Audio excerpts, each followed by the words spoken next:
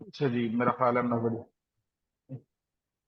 Okay जी। सो मेरा जो आज का टॉपिक है वो है introduction to object oriented programming. तो ऑब्जेक्ट ओरिएंटेड प्रोग्रामिंग किसी भी इन्वायरमेंट के अंदर, किसी भी लैंग्वेज के अंदर एक बड़ा इंटेग्रल पार्ट होता है सिस्टम डेवलपमेंट के अंदर। और समटाइम्स ये काफी कंफ्यूजिंग टॉपिक होता है उन लोगों के लिए जिन्होंने प्रोग्रामिंग बिल्कुल स्क्रैच से स्टार्ट की होती है या स्ट्रक्चर प्रोग्रामिंग की तरफ से आ रहे होते हैं।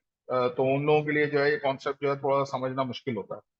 तो सबसे पहले हम डिस्कस करते हैं कि ऑब्जेक्ट ओरिएंटेड प्रोग्रामिंग है क्या और ऑब्जेक्ट ओरिएंटेड प्रोग्रामिंग इस्तेमाल किस तरीके से होती है रियल वर्ल्ड के अंदर, और रियल वर्ल्ड के अंदर कौन कौन से कॉन्सेप्ट्स हैं जो हम ऑब्जेक्ट ओरिएंटेड प्रोग्रामिंग के ऊपर मैप कर सकते हैं, और ऑब्जेक्ट ओरिएंटेड के कौन कौन से कॉन्सेप्ट्स हैं हम रियल वर्ल्ड पे मैप कर सकते हैं। तो जैसे कि नाम से ही जाहिर है कि इसमें जो सबसे इंपॉर्टेंट चीज है, जो इंपॉर्टेंट वर्ड है, वो है ऑब्जेक्ट। क्योंकि ऑब्जेक्ट ओरिएंटेड है, इसका मतलब है कि इसकी सारी ओरिएंटेशन जो है वो ऑब्जेक्ट्स के अराउंड घूम रही है। तो अगर मैं ऑब्जेक्ट्स की बात करूं तो सबसे पहला जो मेरा जिसकी डेफिनेशन है, that is object oriented programming और is a programming paradigm based on the concept of objects which are the instance of classes. अब यहाँ पे हमने दो वर्ड देखे हैं, एक वर्ड देखा हमने ऑब्जेक्ट्स और एक वर्ड हमने देखा क्लासेस का। तो हम आगे आगे डिस्कस करेंगे कि आगे ऑब्जेक्ट्स क्या होते हैं और क्लासेस क्या होती हैं और ये एक दूसरे के साथ किस तरीके से इंटरेक्ट करते हैं। रियल वर्ल्ड के अंदर अगर हम बात करें तो ऑब्जेक्ट्स क्या होते हैं? हर चीज एक ऑब्जेक्ट। हर ऑब्जेक्ट किसी दूसरे ऑब्जेक्ट के साथ इंटरलिंक्ड है। अगर आप की फैमिली है तो आप अपनी फैमिली के साथ लिंक्ड हैं, आप जो है स्पोर्ट्स के अंदर पढ़ा रहे हैं, आप अपने स्टूडेंट्स के साथ लिंक्ड हैं। आप जॉब कर रहे हैं तो अपनी जॉब के साथ लिंक्ड हैं, आपके साथ कुछ बिहेवियर हैं, आप जॉब कर रहे हैं तो ऑब्वियसली आप जॉब के अंदर जो है प्रोग्रामिंग कर रहे होंगे या प्रोजेक्ट मैनेजमेंट का काम कर रहे होंगे। तो वो बेसिकली आपके साथ जो है वो एक बिहेवियर लिंक हुआ हुआ है। तो ऑब्जेक्ट्स की जब हम बात करते हैं तो सिर्फ ऑब्जेक्ट्स के अंदर जो है वो हर वो चीज जो एक फिजिकल प्रेजेंस रखती है वो एक ऑब्जेक्ट है, और वही चीज जब हम प्रोग्रामिंग के अंदर मैप करते हैं तो उसको हम जो है वो ऑब्जेक्ट ओरिएंटेड प्रोग्रामिंग का नाम देते हैं। इसमें कुछ छोटे छोटे कॉन्सेप्ट्स हैं जिसके अंदर ये चार कॉन्सेप्ट्स जो हैं वो ऑब्जेक्ट ओरिएंटेड के, जिसे हम चार पिलर्स भी कहते हैं। जिसमें इनकैप्सुलेशन है, इनहेरिटेंस है, पॉलीमॉर्फिज्म है, एब्स्ट्रैक्शन है। अपेरेंटली ये बड़े मुश्किल मुश्किल नाम लग रहे हैं, बट जब हम को डिस्कस करेंगे तो आपको आइडिया होगा कि ये वो सारी चीजें हैं जो हम रियल वर्ल्ड के अंदर ऑलरेडी एक्सपीरियंस कर रहे हैं। कि इनकैप्सुलेशन क्या होती है, इनहेरिटेंस क्या होती है, पॉलीमॉर्फिज्म क्या होती है, एब्स्ट्रैक्शन क्या होती है, ये सारी वो चीजें हैं जो हम रियल वर्ल्ड के अंदर रहते हुए कॉन्स्टेंटली जो है वो अचीव एक्सपीरियंस कर रहे हैं। लेकिन जब हम उसको प्रोग्रामिंग पैराडाइम के अंदर देखते हैं तो प्रोग्रामिंग पैराडाइम के अंदर जो है वो नाम थोड़े से डिफरेंट हो जाते हैं, लेकिन जो कॉन्सेप्ट जो चीजें कॉन्सेप्चुलाइज हुई होती हैं वो बिल्कुल वैसे ही वर्क कर रही होती हैं जैसे वो रियल वर्ल्ड के अंदर हो। तो अगर हम बात करें ऑब्जेक्ट्स और क्लासेस की, तो सबसे पहली स्लाइड के अंदर जो है वो ये वर्ड आया था कि क्लासेस एंड ऑब्जेक्ट्स, कि ऑब्जेक्ट्स जो है वो क्लासेस पे बेस करते हैं। तो सबसे पहली चीज जो डिफाइन की जाती है वो क्लास डिफाइन की जाती है। अब क्लास जो है वो एक ब्लूप्रिंट है ऑब्जेक्ट क्रिएट करने की। ब्लूप्रिंट क्या होता है? इसमें मैं यूजुअली अपनी क्लास के अंदर एक एग्जांपल देता हूँ कि कराची के अंदर, नॉर्थ कराची के अंदर जितने भी मकानात बने हुए 120 गज के, सबका डिजाइन एक जैसा है। दो कमरे पीछे होते हैं, बीच में लाउंज होता है, राइट या लेफ्ट साइड के ऊपर जो है किचन होता है। फिर उसके बाद जो है वो ड्राइंग रूम होता है, ड्राइंग रूम के बराबर में जो है वो आपका कार पोर्च होता है, पोर्च के अंदर से सीढ़ियां ऊपर जा रही होती हैं, सीढ़ियों के नीचे जो है वो पानी की मोटर लगी हुई होती है, और कार पोर्च के नीचे आपका टैंक होता है और उसके साथ गेट। अगर आप पूरा नॉर्थ कराची या पूरा बहरिया टाउन विजिट कर लें तो आपको मोरलेस यही डिजाइन नजर आएगा जो 120 या 125 गज के मकानों के अंदर बना हुआ होता है। तो अब अगर मैं ये चीज इंप्लीमेंट करना चाह रहा हूँ किसी नई हाउसिंग सोसाइटी के ऊपर या किसी नए एनवायरनमेंट के ऊपर, मैं मकान बनाना चाह रहा हूँ, क्या है मेरे पास ऑलरेडी एक डिजाइन मौजूद है, मेरे पास ऑलरेडी एक मैप मौजूद है, मेरे पास एक ऑलरेडी नक्शा मौजूद है, और उस नक्शे की बेस पे मुझे पता है कि मुझे कहाँ कौन सी चीज डिफाइन करनी। तो जो वो नक्शा होगा वो मेरी क्लास बन जाएगी, और जब मैं उसकी फिजिकल इंप्लीमेंटेशन करूंगा, जब मैं एक्चुअल घर बनाऊंगा, तो वो एक ऑब्जेक्ट हो जाएगा, क्योंकि घर की फिजिकल प्रेजेंस है। नक्शे की फिजिकल प्रेजेंस टेक्निकली पेपर पे तो मौजूद है लेकिन वो रियल वर्ल्ड में कहीं एग्जिस्ट नहीं करता। लेकिन जब आप उसको फिजिकल इंप्लीमेंटेशन करते हैं, उसकी फिजिकली उसको बनाते हैं, जब मकान आपका बनकर तैयार होता है, this is something that you can touch and feel. तो ऑब्जेक्ट जब फिजिकल प्रेजेंस में आता है किसी क्लास की बेस के ऊपर, तो वो जब जैसे फिजिकल प्रेजेंस पे आता है वो ऑब्जेक्ट के अंदर कन्वर्ट हो जाता है। इसके अंदर कुछ की पॉइंट्स हैं जिसके अंदर क्लासेस की अगर हम बात करते हैं, क्लासेस के अंदर प्रॉपर्टीज और मेथड है। जरूरी नहीं है कि ये सिर्फ घर की एग्जाम्पल के ऊपर ही हो। अगर हम इंसान की बात करें तो इंसान के अंदर डेफिनेटली कुछ प्रॉपर्टीज होती हैं, कुछ मेथड्स होते हैं। इंसान जो है वो चलता है, सोता है, जागता है, खाता है, मूव करता है। उसके कुछ फिजिकल, उसकी कुछ प्रॉपर्टीज होती हैं, हाथ होते हैं, पाँव होते हैं, आंखें होती हैं, सर होता है। और फिर उसके बाद जो है, जब ये चीज अल्लाह पाक ने पहली मरतबा डिजाइन की होगी, तो ऑब्वियसली उन्होंने एक नक्शा बनाया होगा, जिस नक्शे की बेस पे उन्होंने हजरत आदम को क्रिएट किया था। हजरत आदम से लेके आज तक जितने भी इंसान पैदा हुए हैं, सब उसी एक क्लास से बिलोंग करते हैं, जो क्लास ह्यूमन की है। तमाम ह्यूमंस, हजरत आदम से लेके आज तक तमाम के तमाम ह्यूमंस एक ही फॉर्म में, वो नेचुरल थ्योरी ऑफ एवोल्यूशन के अंदर तो बहुत सारी चीजें डिस्कस हुई होती हैं, मगर मोरलेस उनका जो है वो स्ट्रक्चर हमेशा सेम रहा है। दो ही हाथ होते हैं, दो ही पाँव होते हैं। तीन हाथ और तीन पाँव वाला इंसान नहीं होता। वो कुछ और तो हो सकता है, लेकिन वो इंसान नहीं हो सकता, क्योंकि वो इंसान की क्लास से बिलोंग नहीं करता। तो वो जो क्लास एक बन गई है, उस क्लास के ऊपर जितनी भी चीजें फिजिकल प्रेजेंस में आती जा रही हैं, वो ऑब्जेक्ट्स कहलाएंगे। और ऑब्जेक्ट्स जो है वो अगेन मेंशन भी हुआ हुआ है, तो objects are concrete instances with actual value. तो वही जो मैंने घर की एग्जांपल दी थी, एक इंसान की एग्जांपल, एक फिजिकल इंसान, जीते जागते इंसान की अगर मैं एग्जांपल दूं, फिजिकल एक कंक्रीट इंस्टेंस है किसी चीज का, वो एग्जिस्ट करता है, रियल वर्ल्ड में एग्जिस्ट करता है, वो स्पेस रखता है, वो वजन रखता है, वो जो मैटर और फिजिक्स के अंदर जो मैटर और उसकी जो प्रॉपर्टीज होती है, उन प्रॉपर्टीज की बेस पे there are some actual values associated with the. अब इसमें अगर वापस प्रीवियस स्लाइड के ऊपर जाऊं, तो यहाँ पे आपने कुछ चीजें देखी होंगी जिसके अंदर इनकैप्सुलेशन है, इनहेरिटेंस है, पॉलीमॉर्फिज्म है, एब्स्ट्रक्शन। अच्छा, यूजुअली यही सीक्वेंस होता है जब आप किसी किसी भी बुक को उठाते हैं, तो किसी बुक के अंदर जो है वो ये सीक्वेंस होता है, बट मेरा सीक्वेंस डिस्कस करने का क्लास के अंदर वो थोड़ा सा डिफरेंट होता है। मैं सबसे पहली चीज जो लेके चलता हूँ, वो लेके चलता हूँ एब्स्ट्रक्शन।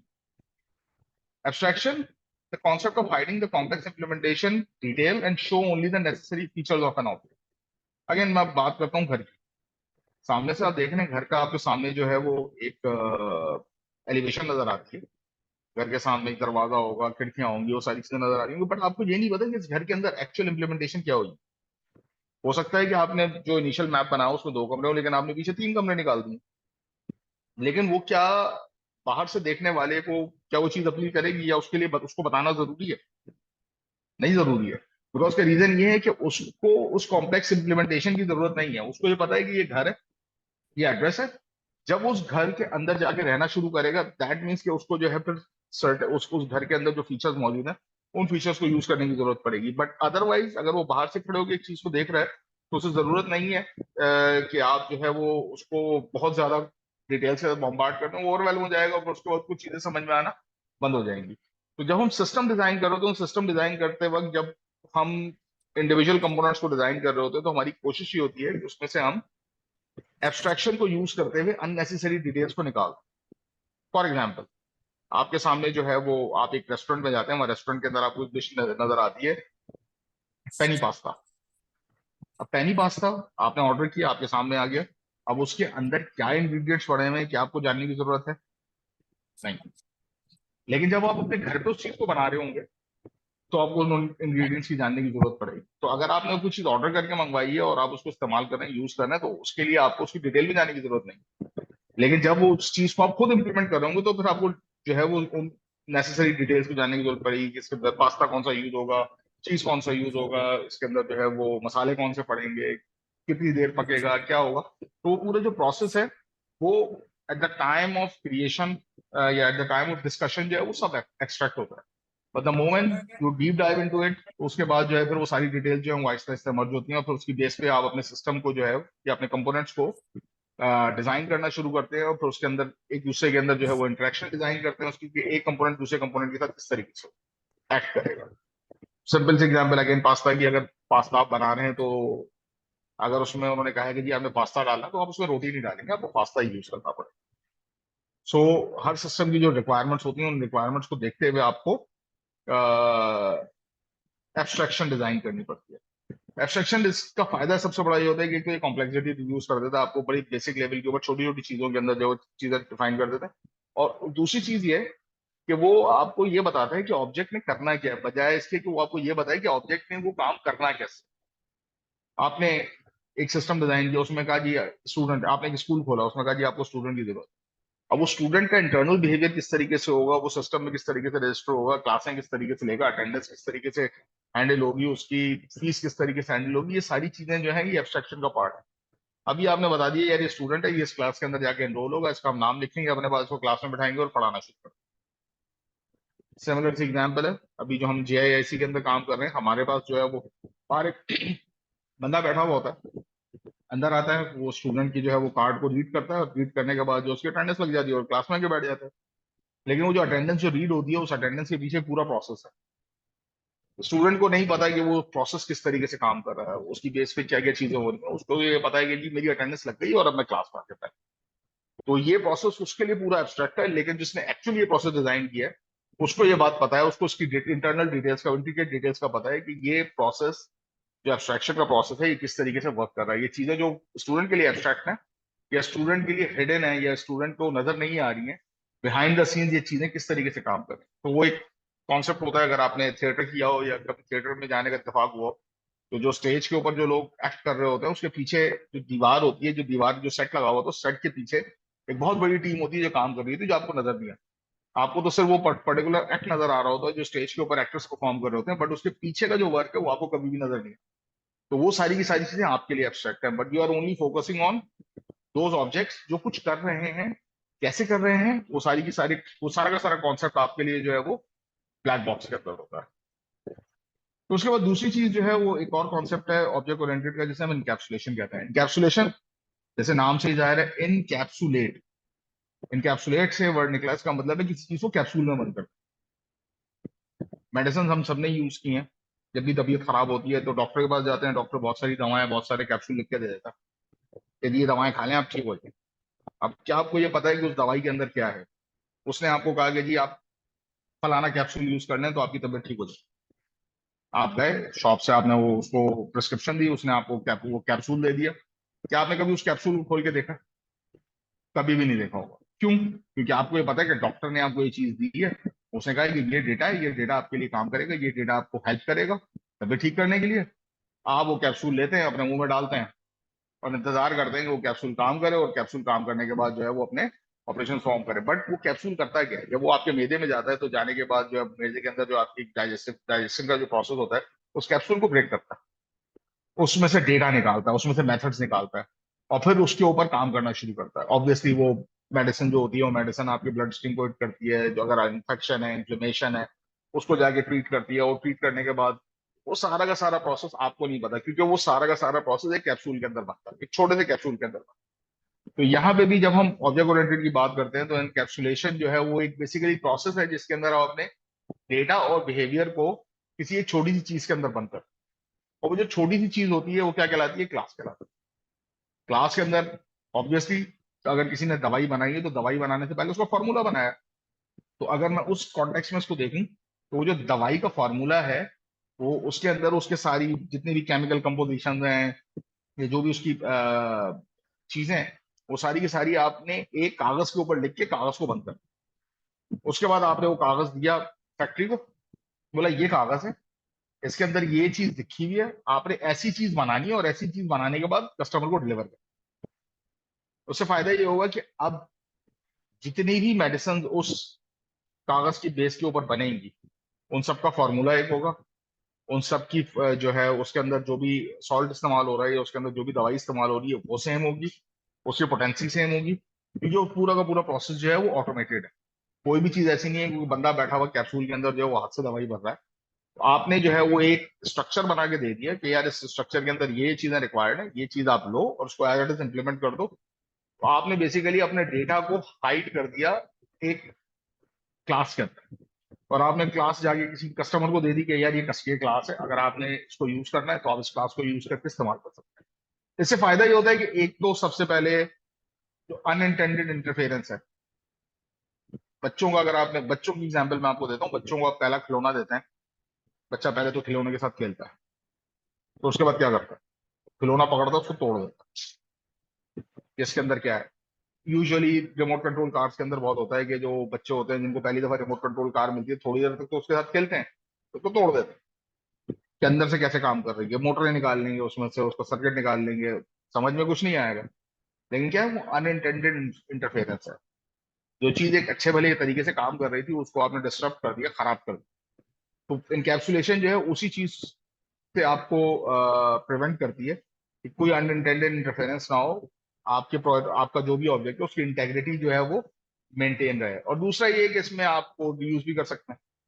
मॉड्यूलैरिटी और कोड रीयूज, ये दो वर्ड जो है ये ऑलमोस्ट आपको हर स्लाइड में मिलेंगे, जहां चाहे आप इनकैप्सुलेशन पढ़ें, चाहे आप इनहेरिटेंस पढ़ें, चाहे आप एब्स्ट्रैक्शन पढ़ें, चाहे आप पॉलीमॉर्फिज्म पढ़ें। मॉड्यूलैरिटी और कोड रीयूज आपको through out object oriented programming जो है वो यही मिलेगा कि जो सबसे बेसिक चीज है ना वो ये है कि आपने अपने कोड को मॉड्यूलर बनाना और अपने कोड को रीयूज करना।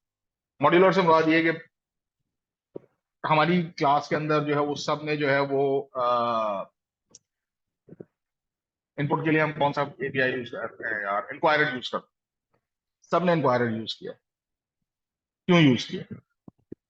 हम खुद भी तो लिख सकते हैं। मॉड्यूल के अंदर जो है वो टाइपस्क्रिप्ट के मॉड्यूल के अंदर एपीआई तो ऑलरेडी मौजूद है कि अगर मुझे कंसोल से इनपुट लेना है तो मैं डायरेक्टली उस एपीआई को यूज करते हुए कंसोल से इनपुट ले सकता हूँ।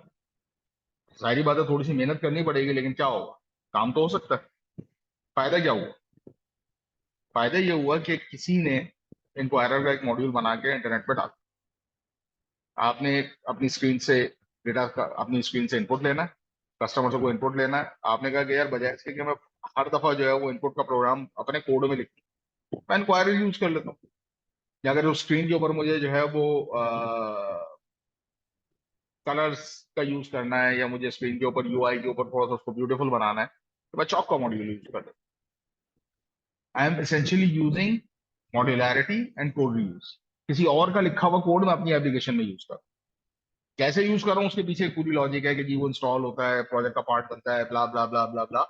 But essentially what you are doing is you are using the code reuse and the module, और वो सारा का सारा इनकैप्सुलेटेड। आपको पता है कि इंक्वायरर के अंदर मुझे एक फंक्शन लिखना है, उस फंक्शन के अंदर मैंने 3 पैरामीटर या 4 पैरामीटर पास करना है या एरे पास करना है, और वो मुझसे जो है वो लाइन बाय लाइन इनपुट लेगा, और लाइन बाय लाइन इनपुट लेने के बाद जो है मुझे उसका एंड रिजल्ट जो है वो स्क्रीन के ऊपर जो भी मेरी लॉजिक होगी उसके थ्रू दिखा देगा।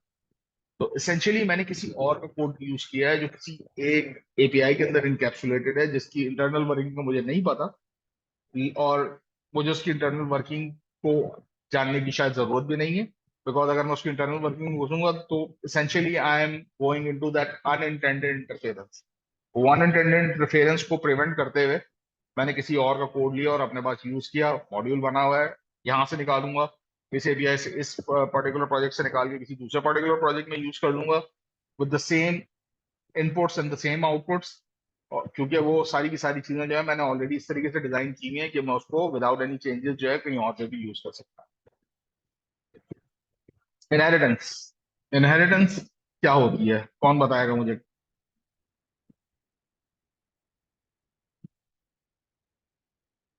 हेलो, इनहेरिटेंस क्या होती है? आप में विरासत। से कोई भी कहो के अपना कमेंट सेट कर सकता है इसमें। हाँ हाँ भाई, ये इंटरेक्टिव क्लास है, ये नहीं है मैं ऐसे बोल के निकल जाऊंगा। इनहेरिटेंस क्या होती है? कोई ऐड करना चाहेगा इसमें से? या अनम्यूट नहीं हो रहा तो बता दो, हो सकता है परमिशन नहीं लग गई हो। हैंड रेस कर दो।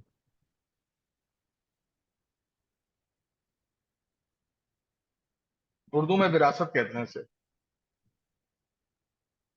ये अनिल कपूर की मूवी नहीं थी विरासत, कुछ और विरासत।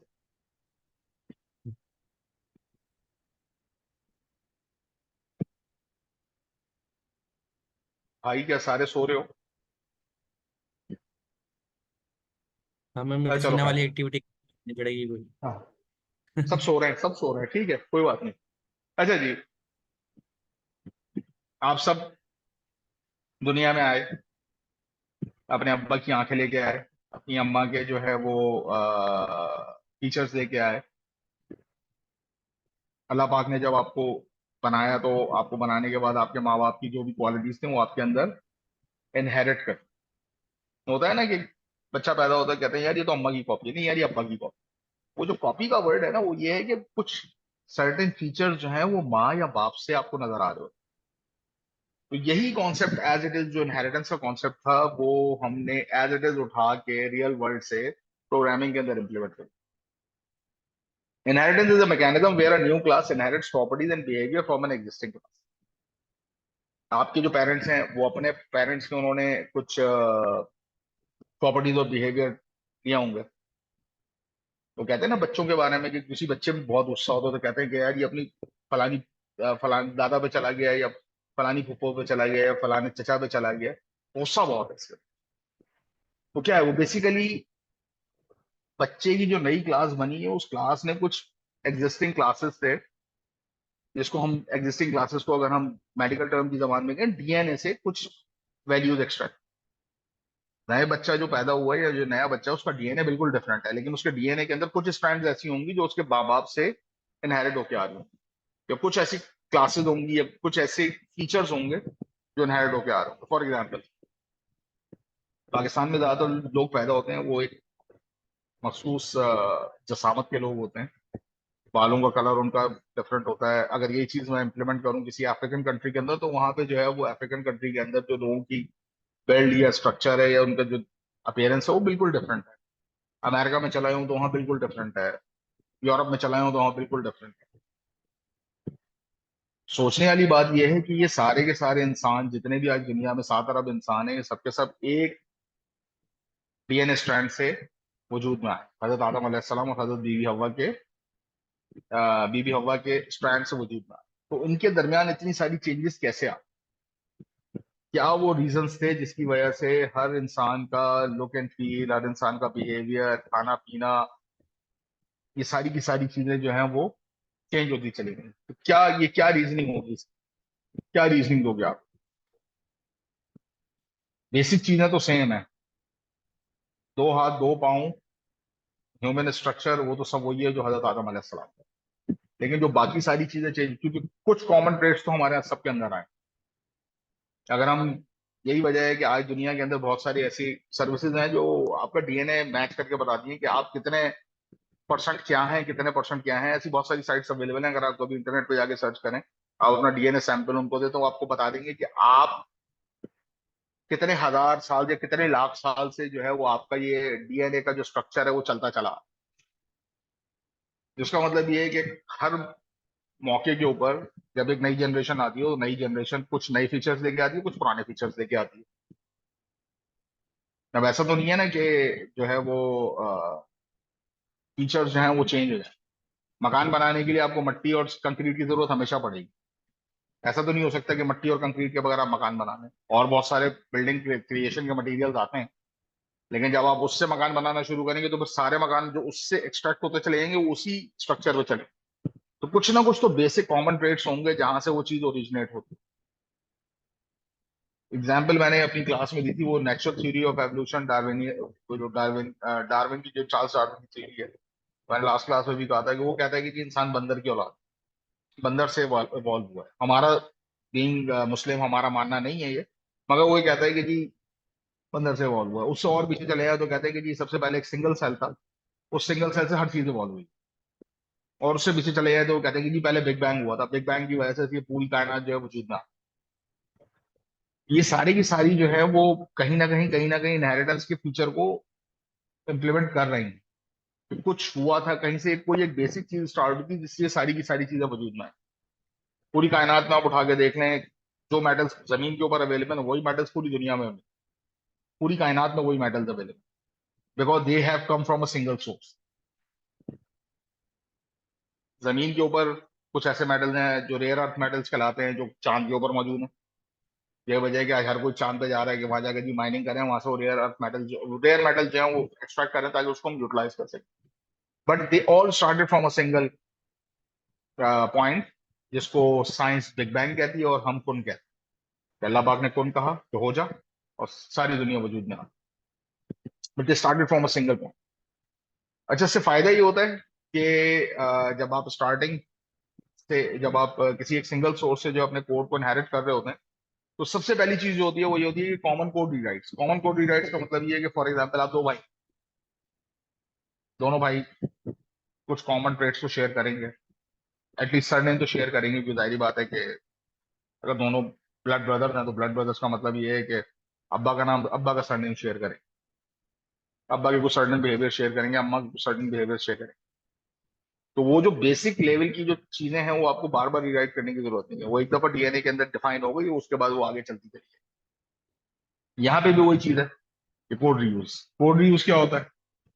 आपने जो है वो बेसिक स्ट्रक्चर बना लिया। फॉर एग्जाम्पल आपको वही एग्जाम्पल मैं यहाँ पे उसकी मैप की एग्जाम्पल दूंगा कि आपने 120 गज का घर बना, अब आपको 240 गज का घर बनाना है। क्या करेंगे? एक ही मकान के दो इंस्टेंस, एक ही नक्शे के ऊपर दो इंस्टेंसेस बना देंगे, 120 120 के दो बन जाएंगे? पॉसिबल है या नहीं? बिल्कुल पॉसिबल है। 120 गज के ऊपर आपने एक नक्शा बना लिया, 120 गज पे दूसरा नक्शा बना लिया। तो आपने कहा नहीं यार, जगह मेरे पास ज्यादा है, कोई इनोवेशन लेके आता है।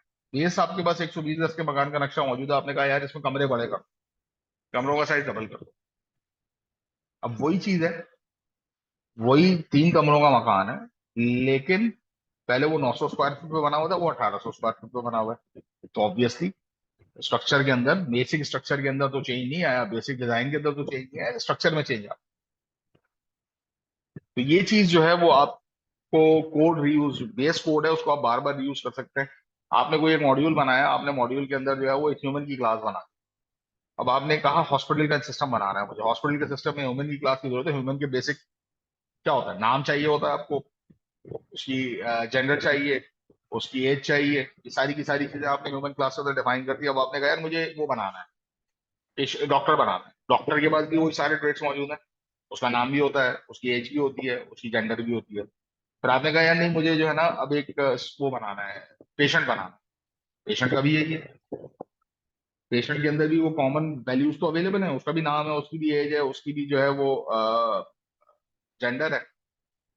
फिर उसके बाद सर्टेन चीजें जो है जो ऐड होती हैं, वो बेसिकली उसको डिफाइन कर रही होती है कि ह्यूमन कौन है, डॉक्टर कौन है, पेशेंट कौन है। वो बेसिकली जो सराउंडिंग से जो वैल्यूज उसको मिल रही होती हैं वो उसको डिफाइन कर रही होती हैं। बट अगर आप देखें तो उसके अंदर एक नेचुरल हायरार्की वजूद में आ जाती है कि हर स्टूडेंट, हर पेशेंट इंसान हो, हर पेशेंट डॉक्टर नहीं हो सकता, लेकिन हर डॉक्टर पेशेंट नहीं हो सकता, लेकिन हर डॉक्टर इंसान हो। कि डॉक्टर और पेशेंट जो है ना, ये दोनों सिबलिंग लेवल के ऊपर है, एक ही लेवल के ऊपर। अगर डॉक्टर इंसान है तो पेशेंट भी इंसान, स्टूडेंट भी इंसान है, टीचर भी इंसान है, ये सब जो है वो एक ही लेवल के ऊपर है। लेकिन ये एक कॉमन क्लास से एक्सटेंड कर रहे हैं अपने आप को, एक कॉमन क्लास से अपने बेसिक फीचर्स जो है वो ड्राइव कर रहे हैं, और उसकी वजह से एक नेचुरल हायरार्की वजूद में आ रही है। और ये हायरार्की फिर आगे चल के जो है वो, जैसे जैसे इसके अंदर जो है वो प्रॉपर्टीज और जैसे जैसे इसके अंदर बिहेवियर ऐड होते चलेंगे, तो ये एक कॉम्प्लेक्स नेचर का ऑर्गेनिज्म बनता चला जाएगा। पॉलीमॉर्फिज्म, ये बड़ी मजे की चीज है। क्या होता है पॉलीमॉर्फिज्म? ये मुझे कोई समझाने की कोशिश, कौन बताएगा पॉलीमॉर्फ? अहमद, अहमद जी रजा मेरे सर। सामने बैठा हुआ, इसलिए मैं उसको पकड़ सकता हूँ, क्योंकि मेरे साथ च- ऑलमोस्ट अच्छा खासा टाइम गुजरता है, तो मैं उसको पकड़ सकता हूँ। बताओ वही पॉलीमॉर्फिज्म क्या होगा?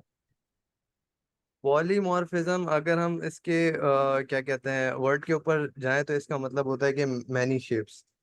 मतलब आपके जो एक चीज है कोई भी या एक ऑब्जेक्ट है उसकी बहुत सारी शेप्स हो सकती हैं। बिल्कुल। जरा इसको डायसेक्ट करो वर्ड को। पॉली मीन्स मैनी और morphism means shapes I think. Morph, morph mean shapes, ism तो एक फिनोमेना है ना। या पॉलीमॉर्फिज्म तो एक फिनोमेना है, poly means many, morph mean shapes. इसकी बिल्कुल। जो हमारी मुझे, मैंने जो इसकी एग्जांपल सुनी थी सबसे पहले, मैंने एग्जांपल सुनी थी नमाज की। कॉन्ट्रोवर्शियल चीज है, बुरा मत मानना, कैंसिल मत कर देना मुझे, लेकिन मुझे एक बात बताओ, हमारे यहाँ काफी सारे फिरके अवेलेबल है जो हर अलग अलग तरीके से नमाज पढ़ते हैं। कोई रफा यदैन करता है, कोई सीने पे हाथ बांधता है, कोई नाक पे हाथ बांधता है, कोई जो है हाथ छोड़ के नमाज पढ़ता है, कोई जो है वो पैरों में 4 फिंगर्स का फासला दे के खड़ा होता है, कोई पाँव खोल के खड़ा होता है।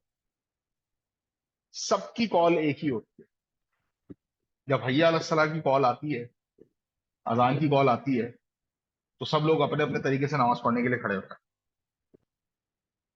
काम एक ही करना है, इम्प्लीमेंटेशन डिफरेंट है, किसी का तरीका अलग है, किसी का तरीका अलग। तो ये जो चीज है ये बेसिकली, जिस, वो हैं सब मुसलमान, सब मुसलमान की क्लास से ड्राइव है। अजान की कॉल के ऊपर सब नमाज पढ़ते हैं, ऑफर प्रेयर करते हैं। ऑफर प्रेयर का एक फंक्शन होगा अजान की नमाज के ऊपर, अजान के ऊपर जो है वो सब ऑफर प्रेयर करेंगे, लेकिन अपने अपने तरीके से करेंगे। जो वो अपने अपने तरीके से करने का फिनोमिना है वो पॉलीमॉर्फिज्म कहलाता आप किसी भी फिरके से ताल्लुक रखते हो, आपका नमाज पढ़ने का तरीकेकार कुछ भी हो, वो तो ऊपर जाके पता चलेगा कि कौन सही है कौन गलत है, वो तो बात की बात। लेकिन अभी तो आपके अजान की आवाज आई और आप खड़े हो गए नमाज पढ़ने के लिए, अब आप अपने तरीके से नमाज पढ़ रहे हैं, लेकिन पढ़ नमाज रहे हैं आप। इसका मतलब ये हुआ कि इम्प्लीमेंटेशन तो आपकी डिफरेंट हो सकती है, लेकिन जो कॉल के ऊपर रिस्पॉन्स है वो सेम रहे। ये बेसिकली जो है वो हायरार्की होगी बेसिकली, और हर उसकी इम्प्लीमेंटेशन डिफरेंट हो सकती है। इसकी सबसे अच्छी एग्जांपल ये होती है कि अगर आप कभी प्रोग्रामिंग के अंदर, रियल वर्ल्ड के अंदर अगर मैं बात करूं, तो आई डोंट नो आप लोगों ने जो है मल्टीपल डेटाबेसेस का भी इस्तेमाल किए हो अपनी एप्लीकेशन के अंदर। एक कॉन्सेप्ट होता है ओआरएम का, ऑब्जेक्ट रिलेशनल मैपिंग का। आप अपने पूरे डेटाबेस की लॉजिक जो है वो ओआरएम में लिख देते हैं। ओआरएम को ये नहीं पता होता कि नीचे मुझे कौन से डेटाबेस के अंदर जो है वो डेटा राइट करना है। आप जाते हैं कॉन्फ़िगरेशन के अंदर, उसको बोलते हैं ओरेकल के डेटाबेस में राइट कर दो, वो जाके ओरेकल के डेटाबेस में राइट कर देता है। आप कहते हैं नहीं यार, कल से जो है ना वो ओरेकल के लाइसेंस का मसला हो गया, अब मैं जो है ना माईसीक्वल यूज करूंगा। आप अपनी कॉन्फ़िगरेशन चेंज करते हैं, टॉप लेवल कोड में आपने कोई चेंज नहीं किया, आपने अपनी कॉन्फ़िगरेशन चेंज किया, आपने माईसीक्वल के साथ कनेक्ट किया, उसने माईसीक्वल में डेटा राइट करना शुरू कर दिया। अब सोचने की या माइक्रोसॉफ्ट के सीक्वल सर्वर में राइट करना शुरू कर दिया। सोचने की बात यह है कि अगर आप माईसीक्वल यूज कर रहे हैं या ओरेकल यूज कर रहे हैं, तो उसका मतलब यह है कि आप यूज कर रहे हैं पीएल सीक्वल, जो एक स्टैंडर्ड है सीक्वल राइट करने का। अगर आप माइक्रोसॉफ्ट सीक्वल सर्वर यूज कर रहे हैं, तो उसका मतलब है कि आप सीक्वल यूज कर रहे हैं, उसका जो है सिंटैक्स और उसको राइट करने का तरीकेकार बिल्कुल डिफरेंट है।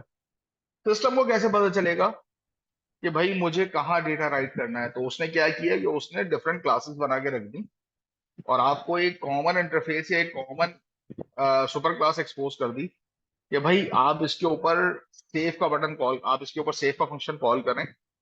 मेरी जिम्मेदारी है कि नीचे मुझे किस डेटाबेस के अंदर किस तरीके से राइट करना, वो मेरी जिम्मेदारी है, मैं जाके राइट करूँ। अब उससे होगा क्या, आपको अपने कोड में कभी भी मेजर चेंज करने की जरूरत नहीं पड़ेगी। आपने सिर्फ बैक एंड के ऊपर कॉन्फ़िगरेशन चेंज की, कॉन्फ़िगरेशन चेंज करने के बाद आपने डेटाबेस में राइट, जैसे अभी हम करते हैं ये आप लोग जो नो सीक्वल डेटाबेसेस यूज करते हो, नो सीक्वल डेटाबेसेस के अंदर भी यही चीज हो रही होती है, कलेक्शंस बनती है ना। तो आप जितने जिस टाइप का भी डेटा डाल दें, जिस टाइप का भी आप डेटा इंसर्ट करेंगे, वो उसी टाइप की कलेक्शन बना के आपको दे देगा। उसमें आपको ये चीज देखने की जरूरत है कि डॉक्यूमेंट का स्ट्रक्चर क्या है। आपको ये पता होता है कि हाँ यार, ये अलग अलग कलेक्शन है, अलग अलग कलेक्शन के अंदर डॉक्यूमेंट का आप उसको बताएंगे कि मुझे इस तरह का डॉक्यूमेंट रिट्रीव करके दे दो, आपको डेटाबेस में उसी तरह का डॉक्यूमेंट रिट्रीव करके दे दे। तो पॉलीमॉर्फिज्म यूजुअली ऐसी जगहों पे जहां पे आपको एक ही कॉल के ऊपर मल्टीपल टाइप के बिहेवियर्स अचीव करने की जरूरत पड़ती है, तो वहां पे आप पॉलीमॉर्फिज्म यूज करते हैं। तो सेकंड जो उसकी लाइन है, it is the ability to redefine methods for drive classes. Again आपने एक standard set of interface define कर दी, एक standard set of class define कर दी कि यार ये चीज है, मुझे ये पता है, इसके नीचे तुमने जैसी भी इंप्लीमेंटेशन करनी है, जो भी इंप्लीमेंटेशन करनी है, तो अपने पास करो। अब इससे फायदा ये होता है कि आप एक ही एप्लीकेशन में रहते हुए मल्टीपल डेटाबेसेस से कनेक्ट कर सकते हैं, एक ही एप्लीकेशन में रहते हुए आप मल्टीपल सर्विसेज से कनेक्ट कर सकते हैं। लेकिन आपको ये पता हो, और वो सारी की सारी चीजें जो है वो एब्स्ट्रैक्ट होंगी, सीमलेस होंगी। तो जब हमने एब्स्ट्रैक्शन के अंदर, अगर मैं वापस आऊँ ना, तो यहाँ पे जो सॉरी, एब्स्ट्रैक्शन के अंदर नहीं, इनकैप्सुलेशन के अंदर ये चीज थी अनइंटेंडेड इंटरफेरेंस। पॉलीमॉर्फिज्म के थ्रू आपने इस अनइंटेंडेड इंटरफेरेंस को मिटिगेट कर दिया। जरूरी नहीं है कि आपको उसकी डिटेल इंप्लीमेंटेशन में जाने की जरूरत नहीं है, आपको ये पता है कि भाई ये मुझे ओरेकल में राइट करके देगी ये क्लास मुझे डेटाबेस में राइट करके देगी, जो भी कॉन्फ़िगरेशन आपने मेंशन की होगी वही कॉन्फ़िगरेशन जो है वो at the time of implementation या at the time of execution जो है वो इम्प्लीमेंट। अब इसके अंदर दो वर्ड्स और हैं जिसके अंदर मेथड ओवरराइडिंग और ओवरलोडिंग है। ओवरराइडिंग और ओवरलोडिंग एक थोड़ा सा टॉपिक है, जब हम एक्चुअल इंप्लीमेंटेशन कर रहे होंगे तो उस वक्त हम देखेंगे कि ओवरराइडिंग और ओवरलोडिंग क्या होती है। सबसे पहली चीज, अगर ओवरराइडिंग का वर्ड है तो सॉरी, ओवरलोडिंग का वर्ड है, ओवरलोडिंग का वर्ड हमने क्लास के शुरू में भी देखा हो। प्लस का ऑपरेटर है हमारे पास, स्ट्रिंग्स पे अप्लाई करें तो क्या होता है, कॉन्कैटिनेशन होती है। नंबर्स पे अप्लाई करें तो ऐड हो जाता है, ऐसे ही होता है। प्रोग्रामिंग एनवायरनमेंट के अंदर प्लस का जो सिंबल है वो ओवरलोडेड है। वो ये देखता है कि भाई किस तरह के पैरामीटर्स मेरे पास आ रहे हैं, उसी तरीके के पैरामीटर्स के ऊपर वो इम्प्लीमेंट कर देता है। नंबर होंगे तो ऐड कर देगा, स्ट्रिंग होंगे तो कॉन्कैट कर देगा। यहां पे भी ऐसे ही हो रहा था कि आपके पास मेथड्स लिखे हुए होते हैं, डिफरेंट सिंटेक्स के साथ लिखे हुए होते हैं, डिफरेंट पैरामीटर्स के साथ लिखे हुए होते हैं, and eight the time of execution आपकी रन टाइम एनवायरनमेंट ये चेक कर रही होती है कि मुझे इन पैरामीटर्स की बेस पे कौन सा मेथड कॉल कर। वो जो मल्टीपल मेथड्स जो आपने लिखे हैं वो बेसिकली ओवरलोडेड मेथड्स कहलाते हैं। जब हम इसकी इंप्लीमेंटेशन करेंगे तो उस वक्त हम देखेंगे कि ओवरलोडेड इंप्लीमेंटेशन होती क्या है और किस तरीके से की जाए। सिमिलरली केस जो है वो ओवरराइडिंग है। ओवरराइड का मतलब क्या होता है?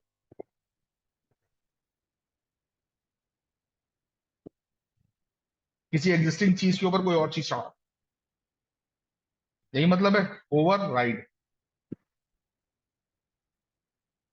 फिल्मों में देखा होता है ना, बम फटने में 5 मिनट रह जाते हैं तो वो आता है ओवरराइड सीक्वेंस। ये चला दो, ये वाला कोड चला दो, ओवरराइड कर दो उसको, ये वाला लाल वाली तार काट दो। वो बेचारे बम बनाने वाले ने इतनी मेहनत की होगी, आपने कहा लाल वाली तार काट दो, बम काम करना बंद कर दे, उसकी सारी लॉजिक को आपने ओवरराइड कर दी।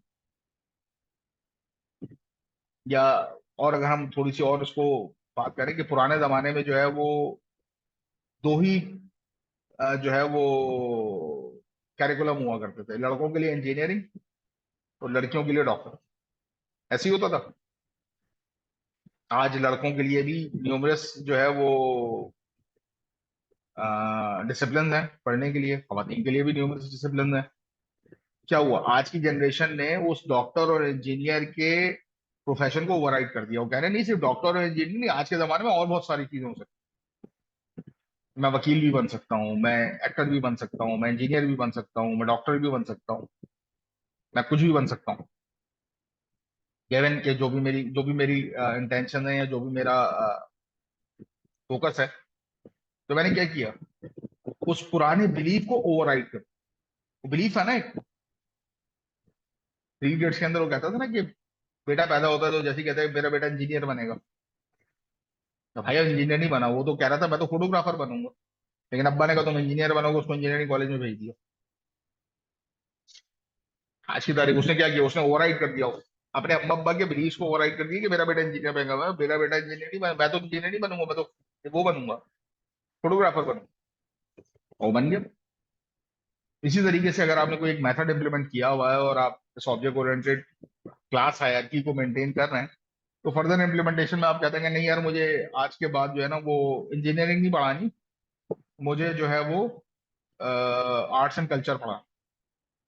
ठीक है, आप इंजीनियरिंग, और रियल वर्ल्ड में ऐसी बहुत सारी एग्जाम्पल, बहुत सारे ऐसे इंजीनियर्स हैं जिन्होंने मैकेनिकल या कोई और इंजीनियरिंग डिसिप्लिन, किसी इंजीनियरिंग यूनिवर्सिटी से इंजीनियरिंग की होती है, तो उसके बाद वो करते हैं एमबीए और जाके बैंक में फाइनेंशियल एनालिस्ट लग जाते हैं।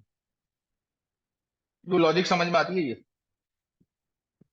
क्या आपने पहले इंजीनियरिंग पढ़ी, फिर आपने एमबीए किया, फिर आप बैंक में आके बैठ गए, तो इंजीनियरिंग का क्या हुआ? आपने अपने पूरे कैरियर को ओवरराइड कर दिया। आप बनना तो इंजीनियर चाहते थे, लेकिन आपको जो अपॉर्चुनिटी नहीं मिली, आपने कहा कोई बात नहीं इंजीनियरिंग नहीं करती, कोई मसला नहीं, मैं जो है वो बैंक में जाके जॉब कर लूँ। ये नहीं हो सकता कि आप इंजीनियर हैं, मैकेनिकल इंजीनियर हैं, और आप जाके जो है वो लोगों के घुटने खोल के सीधे करना शुरू कर। ये पॉसिबल नहीं। That's a completely different thing कि आप मैकेनिकल इंजीनियर हो के किसी के घुटने का ऑपरेशन नहीं कर सकते। क्यों नहीं कर सकते? बिकॉज आपके पास वो रिक्वायर्ड लेवल की नॉलेज है। तो आप अपना कैरियर छोड़ के दोबारा से डॉक्टर बन के तो वो काम कर सकते हैं, यानी सिबलिंग लेवल पे तो आप कुछ आके उसको डिफरेंट तरीके से कर सकते हैं। लेकिन ये नहीं हो सकता है कि आप अपने ही मेथड को ओवरराइड करके कहेंगे नहीं जी मैं आज के बाद जो है वो लोगों के घुटने सीधे करना शुरू करूँ, मैकेनिकल इंजीनियरिंग के थ्रू जो है मैं लोगों के घुटने बनाना शुरू करूँ। वो चीज शायद ह्यूमनली पॉसिबल ना, या शायद इस कॉन्टेक्स्ट में फिट ना बैठे। लेकिन ये है कि आप पॉलीमॉर्फिज्म जो है वो हमेशा सिबलिंग लेवल के ऊपर होता है। अगर पेरेंट चाइल्ड रिलेशनशिप है तो पॉलीमॉर्फिज्म एग्जिस्ट नहीं करता। पॉलीमॉर्फिज्म हमेशा एक पेरेंट के मल्टीपल चाइल्ड के दरमियान एग्जिस्ट करता है।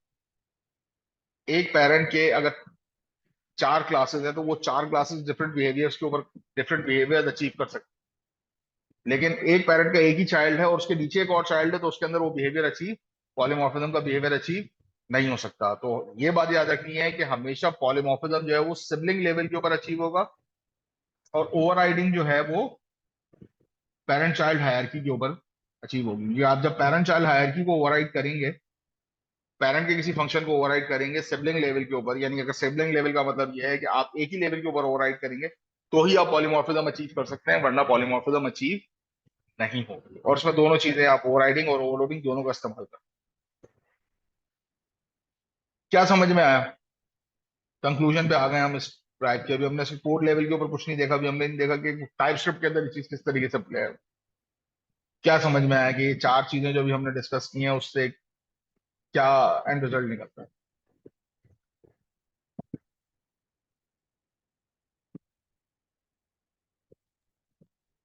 अच्छा जी, जबरदस्त सेशन रहा। कोई ऐड करना चाहेगा? लास्ट टाइम बिलाल मोहम्मद खान साहब ने अनम्यूट करा था, लेकिन वो वापस म्यूट हो गए थे।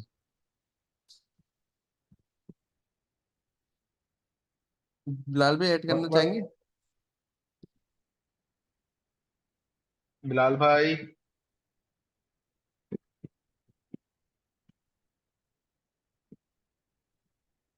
अमीर भाई, खुद ही आप किसी किसी किसी को भी पकड़ के पूछना है आप, मैं यही करना पड़ेगा। सलाम दुआ सर बेटा सर तुम बस बताओ। अच्छा, आ गया आ गया आ गया। बेसिकली वो उस वक्त भी अनम्यूट नहीं हो रहा था और अभी भी अनम्यूट नहीं हो रहा था।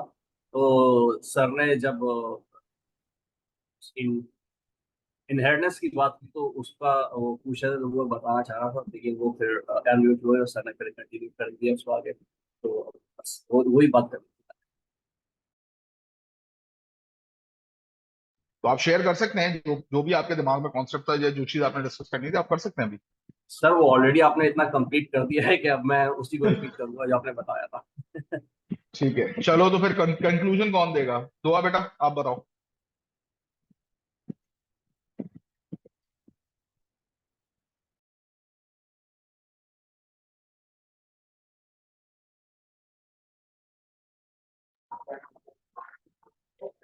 अस्सलाम वालेकुम। मैं ये सर, और जैसे कि सर ने बताया कि जो है उसके जो है 4 पिलर्स होते हैं बेसिकली: इनकैप्सुलेशन, पॉलीमॉर्फिज्म, एब्स्ट्रक्शन और इनहेरिटेंस। जो मैं इनकैप्सुलेशन का ये बात करूँ, तो इनकैप्सुलेशन में ये है कि किसी भी चीज़ को कैप्सुलाइज करना और फिर बाहर के जो हमें फीचर्स हैं वो नजर आएंगे। अगर मैं एग्जाम्पल दूँ एक गाड़ी की, तो उसके अंदर तो उसके अंदर इंजन लगा हुआ है, वो सारी चीज़ें हमें बाहर से नहीं दिख देती क्योंकि सिक्योरिटी पर्पज की वजह से। इसी तरीके से हम कोड में भी जो यूजर का डेटा या किसी का भी डेटा है वो बाहर से नजर नहीं आ रहा था, लेकिन जो है उसका स्टेयरिंग, उसका कलर, ये जो सारी चीजें हमें बाहर से नजर आ जाती है, तो ये इसमें इनकैप्सुलेशन में कॉन्सेप्ट आ जाता है। इनहेरिटेंस में जो है हमारे पास, अगर मैं बात करूँ, जैसे मेरी अम्मी अब्बा की जो आदत है, कुछ आदतें मेरे अंदर भी होंगी, तो वो जो है मेरे पास उनकी, वो अगर मैं उनको पेरेंट क्लास बोल दूँ और मैं खुद एक ड्राइव क्लास हूँ उनकी, तो मेरे पास उनकी कुछ आदतें हैं लेकिन मेरी जो कुछ आदतें हैं वो उनके अंदर नहीं। तो मेरे पास उनके मेथड, उनकी सारी चीज़ों का एक्सेस होगा लेकिन उनके पास मेरे मेथड से एक्सेस नहीं हो सकता। इसी तरीके से अगर बात की जाए पॉलीमॉर्फिज्म की, तो पॉलीमॉर्फिज्म में 2 कॉन्सेप्ट होते हैं, एक ओवरराइडिंग और एक ओवरलोडिंग। ओवरलोडिंग के अंदर इस तरीके से आ जाता है कि आपके पास जो है डिफरेंट, सेम नाम के डिफरेंट मेथड्स बने हुए हैं लेकिन वो अपने पैरामीटर्स की बेसिस पे जज किए जाते हैं कि जिस तरीके से पैरामीटर दिया हुआ होगा तो उस हिसाब से वो अपने आप को कॉल कर सकते हैं। लेकिन ओवर राइडिंग में ये चीज़ आ जाती है क्योंकि वो नाम सेम होता है, उनके पैरामीटर्स ही सेम होते हैं, तो वो फिर जो ऑब्जेक्ट हम बनाते हैं उसके हिसाब से जज किया जाता है कि कौन सा वाला जो है मेथड अभी कॉल हो रहा है। बस। तो बेटा एक सवाल है इसके अंदर कि पॉलीमॉर्फिज्म के अंदर जब मैं ओवरराइडिंग को इम्प्लीमेंट करता हूँ, तो ओवरराइडिंग जो है वो रन टाइम के ऊपर बिहेव करेगा या कंपाइल टाइम के ऊपर आपको बता देगा कि हाँ ठीक है? रन टाइम के ऊपर उसका बिहेव करेगा।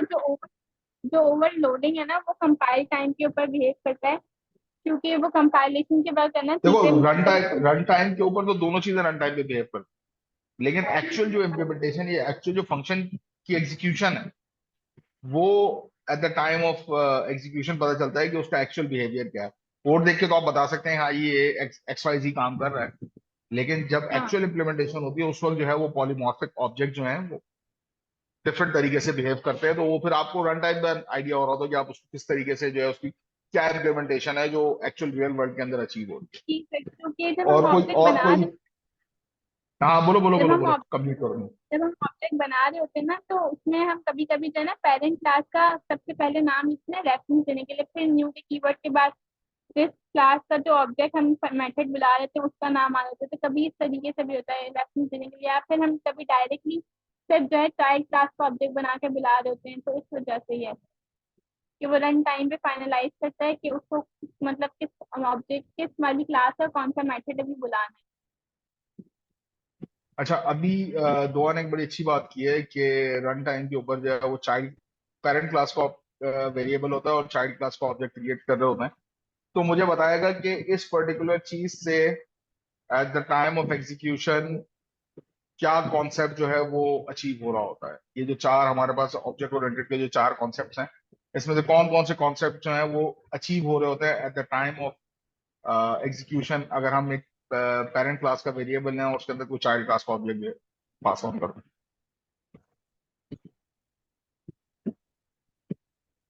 क्या मेरे ख्याल पॉसिबिलिटीज से इनहेरिटेंस आ सकता है, क्योंकि पेरेंट क्लास की जो चीजें हम चाइल्ड क्लास में एक्सेस कर देते हैं, तो हम उसका क्योंकि ऑब्जेक्ट तो चाइल्ड क्लास का ही बनेगा, क्योंकि पेरेंट क्लास का ऑब्जेक्ट तो नहीं बनता, ठीक है। जो लास्ट में जो भी class होगी, उसी का ऑब्जेक्ट बनता है।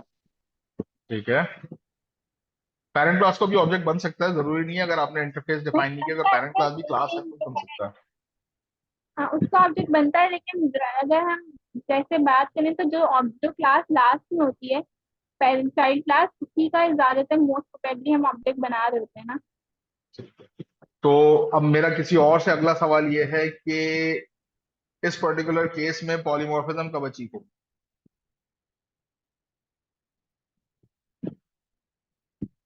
अहमद अरमान, आप बताओ।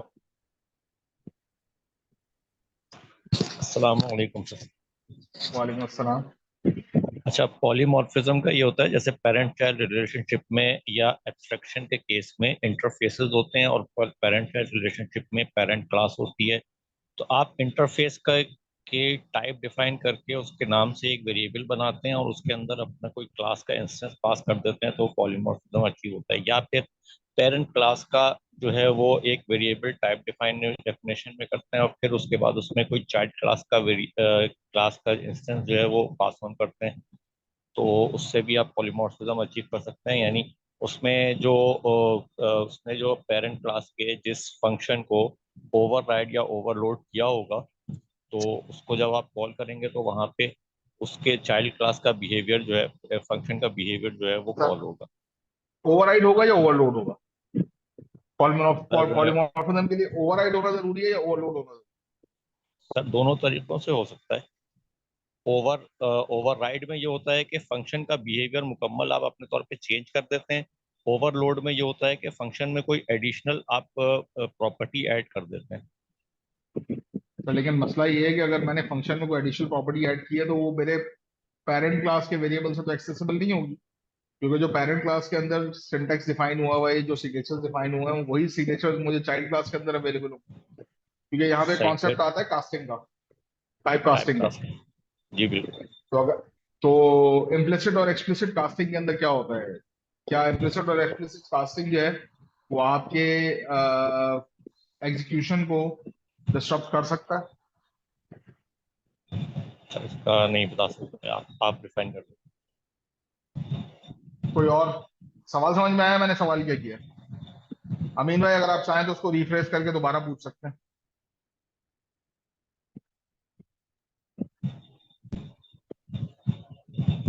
मे- मेरा सवाल ये है कि इम्प्लिसिट और एक्सप्लिसिट कास्टिंग के अंदर क्या चीज जो है वो डिस्टर्ब होगी? पॉलीमॉर्फिज्म क्या डिस्टर्ब होगा या नहीं होगा, या इनहेरिटेंस में कोई प्रॉब्लम आएगी, या क्या क्या प्रॉब्लम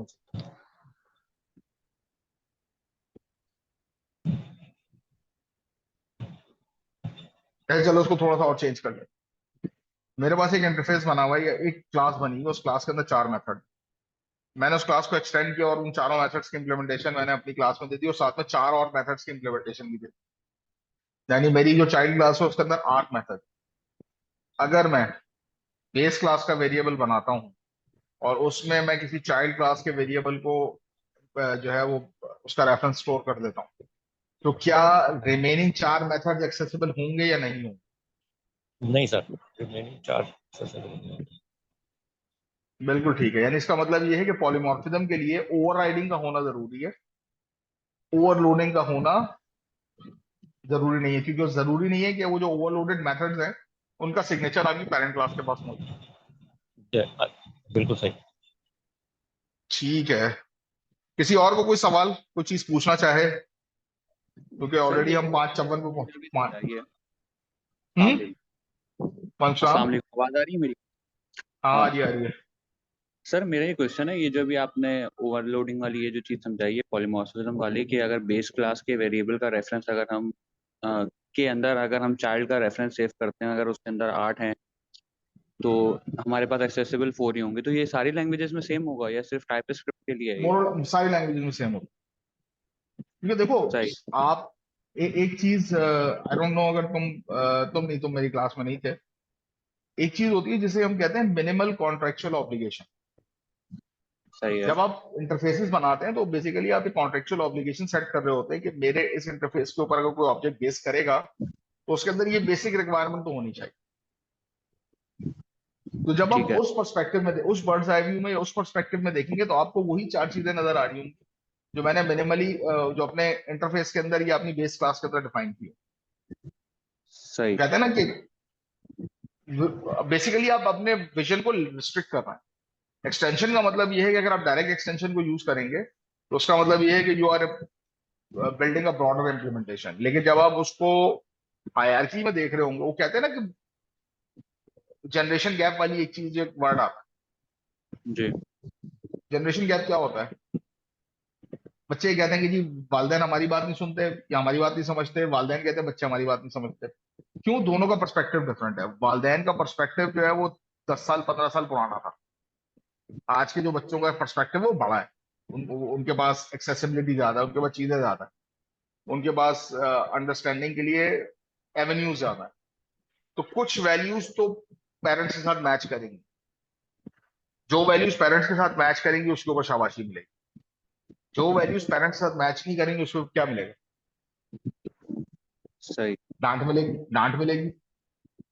एक्सेप्टेबिलिटी नहीं है ना उस चीज की, उस पर्टिकुलर कॉन्टेक्स्ट में। लेकिन अगर वो आप अपने दोस्तों के साथ बात कर रहे हैं या अपने सिबलिंग्स के साथ बात कर रहे हैं या अपने लेवल पे बात कर रहे हैं, तो उसका मतलब ये है कि you have access to that broader set of data और ब्रॉडर सेट ऑफ फंक्शनैलिटीज। तो ये आप बेसिकली इससे जो है ना वो बहुत सारी चीजों की इम्प्लीमेंटेशन को रिस्ट्रिक्ट भी कर सकते हैं। कि आपने जो है वो एक ये यूजुअली जो है जब हम सर्विस ओरिएंटेड आर्किटेक्चर डिजाइन कर रहे होते थे तो वहां हम ये चीज करते थे इंटरफेस के थ्रू, कि आपने कहा यार मैंने क्लाइंट ए को एक इंटरफेस दिया है, उसके अंदर 6 मेथड्स हैं। मैंने क्लाइंट बी को एक इंटरफेस दिया, उसको 10 मेथड्स हैं। मैंने दोनों को इम्प्लीमेंट करते हुए 16 मेथड्स इम्प्लीमेंट कर दिए। एक ही क्लास के अंदर अब 16 मेथड हैं। लेकिन जब मैं कास्टिंग यूज करूंगा तो कास्टिंग का मतलब ये है कि एक क्लाइंट को उसमें से सिर्फ 6 मेथड नजर आ रहे होंगे और एक क्लाइंट को उसमें से सिर्फ 10 मेथड नजर आ रहे होंगे। नजर आ रहे तो इम्प्लीमेंटेशन तो मेरी एक ही है, लेकिन उसको मैंने रिस्ट्रिक्ट कर दिया on the basis of that contractual obligation कि भाई आपसे ये चीज ये यूजुअली उसमें भी होता है यार। आजकल ये एक बड़ा मशहूर कॉन्सेप्ट आया हुआ पे वॉल्स का। कुछ फीचर्स आपने जो है वो फ्री दे दिए और कुछ फीचर्स पे कहा भाई यहाँ पैसे लगे। तो जो फ्री फीचर्स थे वो सबके लिए फ्री है, लेकिन जो बिहाइंड पे वॉल है, जो वो फीचर है, जो प्रीमियम फीचर्स है, वो जो पैसे देगा वही एक्सेस कर सकेगा। तो ये सारे कॉन्सेप्ट जो है वो कहीं ना कहीं जो है वो ऑब्जेक्ट ओरिएंटेड प्रोग्रामिंग पैराडाइम के अंदर फिट हो रहे हो। वहीं से लोग इवॉल्व करते हैं और वहीं से जो है वो चीजें आइडेंटिफाई हो रही होती हैं। तो आपने कहा कि जी वो कहते हैं ना कि यार ये वाली एप्लीकेशन है, अगर आप प्रीमियम कस्टमर है तो दूसरी एप्लीकेशन यूज करें, उसके अंदर ज्यादा फीचर है। उसमें लॉग इन करने के लिए फिर वो जाके पीछे चेक कर रहे होंगे कि भी क्या उसको पीछे इम्प्लीमेंटेशन हुई है। तो ये बेसिकली रियल वर्ल्ड एग्जाम्पल है जो इस तरीके से आप जो है मुख्तलिफ रियल वर्ल्ड एग्जाम्पल्स के ऊपर जो है वो अपने कॉन्सेप्ट्स को टेस्ट कर सकते और कोई सवाल?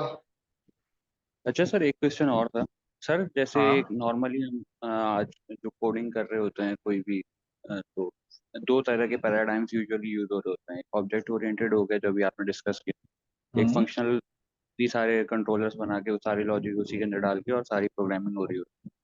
आप इन ठीक है। दोनों केस के अंदर क्या ऑब्जेक्ट ओरिएंटेड के थ्रू जो हम प्रोग्राम बिल्ड कर रहे हैं उसका कोई देखो ऑब्जेक्ट परफॉर्मेंस के? ओरिएंटेड दोनों जगह यूज हो, दोनों जगह यूज हो रही है। ठीक है। चाहे आप हाँ फंक्शन बना के कंट्रोलर बना के काम कर रहे हो, जी। चाहे आप प्योर ऑब्जेक्ट ओरिएंटेड यूज कर रहे हो और इंटरफेसेस के थ्रू उसको हैंडल कर रहे हो या क्लासेस के थ्रू हैंडल कर रहे हो, आवाज ऑब्जेक्ट आ रही है? ओरिएंटेड दोनों तरह से, ऑब्जेक्ट हेलो, ओरिएंटेड दोनों जगह पे यूज हो। जी हाँ, बोले अमित। मेरा सवाल था ये सर कह रहे हैं ना ऑब्जेक्ट ओरिएंटेड जो है रन टाइम पे चीज होती है, लेकिन हम उसका ऑब्जेक्ट पेरेंट चाइल्ड के रिलेशन से तो बना देते हैं, तो ये डायनेमिकली तो ना हुआ अटैच। डायनेमिकली कैसे अटैच करेंगे उसको? क्या ये मुझे तो एक बात हमने बताओ, हार्ड कोड कर दिया उस वक्त। मैंने हार्ड कोड नहीं किया, मुझे एक बात बताओ, ऑब्जेक्ट क्रिएट किस वक्त होता है? रन टाइम पे क्रिएट होता है या कंपाइल नहीं टाइम पे देखे, क्रिएट होता मैंने लिखा P equal to new child, तो ये तो बन गया ऑब्जेक्ट। है? बन गया, मेमोरी में बन गया। बिल्कुल। कब लेकिन बना? आप कह रहे हैं कि वो रन टाइम प्रोग्राम पे पॉलीमॉर्फिज्म प्रोग्राम अचीव एग्जीक्यूट, होती देखो देखो देखो अच्छा, ये एक कॉन्सेप्ट है जो मैं भी क्लियर कर देता हूँ। सबसे पहली चीज कि जब आप कोड लिख रहे होते हैं तो उस वक्त आपके ऑब्जेक्ट्स क्रिएट नहीं हो रहे, तो वो आपको विजुअल स्टूडियो कोड जो है ना, वो आपको ये फीलर दे रहा होता है चेक करते हुए कंपाइल टाइम के ऊपर कि हाँ यार ये ऑब्जेक्ट क्रिएट हो गया। वो ऑब्जेक्ट उस वक्त तक क्रिएट नहीं होगा जब तक आप उसको नोड जेएस की फाइल को रन नहीं करेंगे, उस वक्त तक वो ऑब्जेक्ट्स क्रिएट नहीं हो। तो there is a difference between actual object creation और at the time of code लिखते हुए जो आपको सिंटैक्टिकल एरर या आपको जो बेसिक किस्म है। के एरर्स आइडेंटिफाई करके बता रहा हूँ। नहीं नहीं, मेरा मेरा सवाल ये है, देखें जब हमने लिख दिया तो मुझे श्योर हो गया कि मेरा ऑब्जेक्ट जो है वो चाइल्ड का बनेगा, ग्रैंड चाइल्ड का नहीं बनेगा। तो वो तो मुझे ठीक तो है, 100% श्योर है कि चाइल्ड का ही तो ऑब्जेक्ट आपने बनेगा और चाइल्ड का ही मेथड कॉल होगा मेरे बच्चे, पेरेंट। ये तो आपकी इम्प्लीमेंटेशन है ना, ये तो आपने अभी बेसिक लेवल के ऊपर इम्प्लीमेंटेशन की है। इसको थोड़ा सा नेक्स्ट लेवल पे ले जाओ, आगे जाके आप सर्विसेज बनाएंगे। आई डोंट नो कि अभी आपने थोड़ा बहुत सर्विसेज के ऊपर काम किया है या आपने कोई वेब एप्लीकेशन या कुछ तरह की चीज कभी बनाने की कोशिश की, कुछ इस तरह का आइडिया हुआ है? अभी तक तो नहीं। अभी तक तो नहीं हुआ। सिंपल सी एग्जांपल देता हूं मैं आपको। आपने एक वेब सर्विस बनाई या आपने एक सर्विस बनाई और उसको इंटरनेट पे एक्सपोज कर, अब आपने कहा कि इसके अंदर मिनिमम मुझे ये 6 पैरामीटर्स चाहिए, उसके बाद जितने भी पैरामीटर्स होंगे मैं on the base need basis के ऊपर मैं उनको एवेल्युएट करूंगा और मैं एग्जीक्यूट करूंगा। आपने 10-12 पैरामीटर्स का स्ट्रक्चर बना के रख दिया।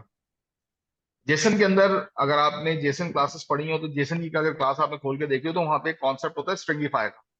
सही सही। क्या करता है? जेसन के ऑब्जेक्ट को स्ट्रिंग में कन्वर्ट कर देता है। जी जी। फिर जब आप उसको जेसन डॉट पार्ट्स करते हैं तो क्या करता है? जो भी टाइप अवेलेबल होती है या आपके सिस्टम के अंदर जो टाइप्स अवेलेबल होती हैं उस टाइप में कास्ट कर देता है। ठीक। अगर वही मैं as it is string pass करता हूँ तो अब तो आपका ऑब्जेक्ट डायनामिक हो गया। और एक और कॉन्सेप्ट होता है प्रोग्रामिंग के अंदर जिसे हम कहते हैं रिफ्लेक्शन। रन टाइम के ऊपर आप सोच रहे होते हैं on the basis of your configuration, आप ऑब्जेक्ट क्रिएट कर रहे होते हैं। आपने टीएस कॉन्फ़िग की फाइल यूज की है। ठीक। टीएस कॉन्फ़िग की फाइल के अंदर आपने फाइल के अंदर स्ट्रिंग के अंदर चेंजेस कर दिए, जेसन स्ट्रिंग है ना। ठीक। जब आप टाइपस्क्रिप्ट का कंपाइलर चला रहे हो तो टाइपस्क्रिप्ट का कंपाइलर उस पहले ऑब्जेक्ट को रीड करता है, उस फाइल को रीड करता है और फिर उस फाइल के अंदर जो आपने पैरामीटर सेट किए हैं उसकी बेस पे एग्जीक्यूट करता है। ऐसे ही होता है। बिल्कुल। ना हो तो डिफॉल्ट कर देता है। डिफॉल्ट की तो खैर है, अभी आपने जो बात की ना कि A is equal to B या A is equal to new B, ये तो डिफॉल्ट है, ये आपने डिफॉल्ट कर दिया। लेकिन दूसरे केस में फहद भाई ने फाइल के अंदर जो चेंज किया हुआ, फहद भाई ने यूज किया हुआ ES 2020, आपने यूज किया हुआ ES 2024। अब अगर मैं ये दोनों सिस्टम्स को साथ साथ कंपेयर करके अगर एग्जीक्यूट करूं या मैं आपके कोड को एग्जीक्यूट करूं, मुझे तो नहीं पता ना कि आपने इंटरनल कॉन्फ़िगरेशंस क्या की हैं। वो तो रन टाइम पे रीड होंगी तो पता चलेगा कि आपने कॉन्फ़िगरेशंस क्या की। तो इसका मतलब ये होगा कि eight the time of compilation आपकी टीएस कॉन्फ़िग का ऑब्जेक्ट डिफरेंट होगा, फहद भाई की टीएस कॉन्फ़िग का ऑब्जेक्ट डिफरेंट होगा, अहमद भाई की जो है वो ऑब्जेक्ट टीएस कॉन्फ़िग का ऑब्जेक्ट डिफरेंट हो सकता है। वो भी तो स्ट्रिंग है ना, स्ट्रिंग ही रीड होती है ना। तो रन टाइम के ऊपर जरूरी नहीं है कि अगर आपने कोड के अंदर कोई चीज हार्ड कोड करके लिख दी है तो ठीक है। बहुत सारे ऐसे सिनेरियोज होते हैं जहां पे आप अपने ऑब्जेक्ट्स क्रिएट ही नहीं करते, वो आप दूसरों को रिस्पॉन्सिबिलिटी डेलीगेट कर देते हैं। एक चीज होती है, जब आप प्रोग्रामिंग अभी थोड़ा सा आगे जाके पढ़ोगे तो आपके सामने एक चीज आएगी जिसे हम कहते हैं डिजाइन पैटर्न। डिजाइन पैटर्न्स क्या होते हैं कि उसमें बहुत सारी ऐसी चीजें होती हैं जो कॉमन प्रोग्रामिंग प्रैक्टिसेस के लिए उन्होंने स्टैंडर्ड फ्रेमवर्क्स बना के रखे। उसमें एक चीज होती है जिसे हम कहते हैं ऑब्जेक्ट फैक्ट्री या फैक्ट्री पैटर्न। फैक्ट्री पैटर्न का काम क्या होता है कि वो बेसिकली रन टाइम के ऊपर on the basis of your requirement आपको ऑब्जेक्ट क्रिएट करके दे रहा हो। अब तो आपको नहीं पता कि कौन सा ऑब्जेक्ट आएगा आपके पास, अगर आपने वो पैटर्न इम्प्लीमेंट किया हुआ है या अच्छा आपने चले ऑब्जेक्ट फैक्ट्री। अच्छा, आपने ये कहा कि ओवरराइड होना जरूरी है, लेकिन अगर चाइल्ड ने पॉलीमॉर्फिज्म के लिए जी अगर चाइल्ड ने ओवरराइड नहीं किया तो वो अपने पेरेंट का उठा लेता है।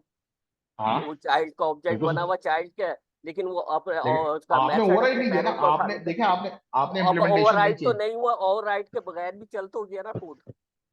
मैं वही तो आपसे कह रहा हूँ कि वो तो जरूरत आपको करने की जरूरत ही नहीं है ना। चाइल्ड क्लास अगर आपने डिफरेंट बिहेवियर अचीव करना है तो ही आप पॉलीमॉर्फिज्म यूज करेंगे। देखिए ये चारों कॉन्सेप्ट सिल्वर बुलेट्स नहीं है कि आपने हर हालत में इंप्लीमेंट करना ही करना है।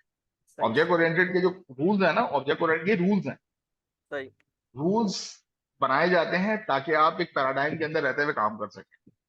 नहीं, हम मैं तो इसलिए कह डेवलपमेंट रहे थे, हम आप कह रहे डेवलपमेंट थे करते हैं आप कहते हैं पॉलीमॉर्फ पॉलीमॉर्फिज्म वो के लिए जरूरी है कि ओवरराइड हो, लेकिन मैंने कहा ओवरराइड कि हो अब तो ओवरराइड नहीं हुआ ये, लेकिन तो उसके अंदर पॉलीमॉर्फिज्म तो उसने तो पिछले अचीव ही नहीं हुआ ना, क्योंकि अचीव ही नहीं हुआ क्योंकि उसका रीजन ये है उसने डिफरेंट बिहेव ही नहीं किया। नहीं, लेकिन तो डिफरेंट बिहेवियर के लिए आपको उसने जब डिफरेंट नीचे से बिहेवियर। अच्छा हाँ बोलो। ग्रैंड उसने जब नीचे से सर्च करना शुरू किया मेथड को, तो उसको पेरेंट में मिल जाता है और वो चल जाता है। लेकिन पॉलीमॉर्फिज्म के हिसाब से तो उसको अपने में ओवरराइड करना चाहिए था, आपकी डेफिनेशन के हिसाब से मैं ये कह रहा हूँ। अच्छा, देखिए मैं थोड़ा सा ना पॉलीमॉर्फ यहाँ पे एडिशन कर देता हूँ। अहमद भाई, सर फैसल ये कह रहे हैं कि हमने अगर पॉलीमॉर्फिज्म लगाया ही नहीं तो हमें वो अचीव ही नहीं करा ना हमने। अच्छा सही हमारे पास सिल्वर बुलेट्स नहीं है कि हमें यूज करना लाजमी है। ये चारों हमारे पास पिलर्स हैं, हम इसको अपनी रिक्वायरमेंट के हिसाब से इम्प्लीमेंट कर रहे हैं। सही सही ठीक। अच्छा, एक सवाल ये था कि जैसे हमारी स्ट्रक्चरल टाइपिंग है और ये ऑब्जेक्ट ओरिएंटेड है, तो हम वो वाली कब यूज करेंगे और स्ट्रक्चरल कब यूज करेंगे इसमें क्लासेस में? यानी कि हमें किस उसमें सिचुएशन में ऑब्जेक्ट ओरिएंटेड यूज करनी चाहिए और किस सिचुएशन में स्ट्रक्चरल टाइपिंग यूज करनी चाहिए? क्योंकि दोनों कंफ्यूजन हो जाता है, या कि मैं यानी कैसे फैसला करूं कि किस वक्त ऑब्जेक्ट ओरिएंटेड यूज करनी है और किस वक्त स्ट्रक्चरल टाइपिंग यूज करनी है? ये दोनों एक तो साथ बेसिकली चलती है टाइप के तुम्हारा थ्रू। तुम्हारा सवाल जो है जो मैं समझाऊं वो ये, कहाँ मुझे टाइप यूज करनी है, कहाँ मुझे क्लास यूज करनी है। इसमें क्लासेस में मैं और वही बात कर लिटरल रहा हूँ कि कहाँ कहाँ लिटरल कहाँ कहाँ टाइप यूज करनी है और जी कहाँ क्लासेस यूज करनी है। जी जी बिल्कुल। इसके लिए मैं अभी कुछ नहीं कहूंगा, अभी मैं कुछ नहीं कहूंगा। एक काम करते हैं, ये नहीं ये वाली नहीं। अच्छा, ये सेशन का वैसे टाइम हमारा माशाल्लाह से ओवर भी हो गया हाँ है। और अच्छा ये ये स्ट्रक्चर जो है ना टाइपिंग वाला टॉपिक थोड़ा डिफरेंट टॉपिक भी है, लेकिन ये इसका वाली एक सवाल स्लाइड का है जवाब। ये। जी जी। अच्छा अमीन भाई, ये स्लाइड ऑलरेडी जो है ना वो ग्रुप के ऊपर अवेलेबल, उस पे गिट के ऊपर अवेलेबल है। ठीक है। ठीक है।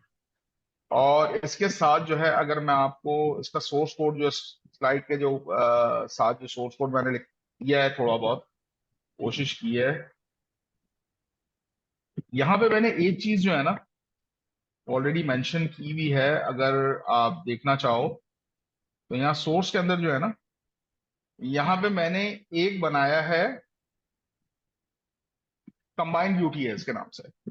मैं ये फाइल खोल लेता हूँ।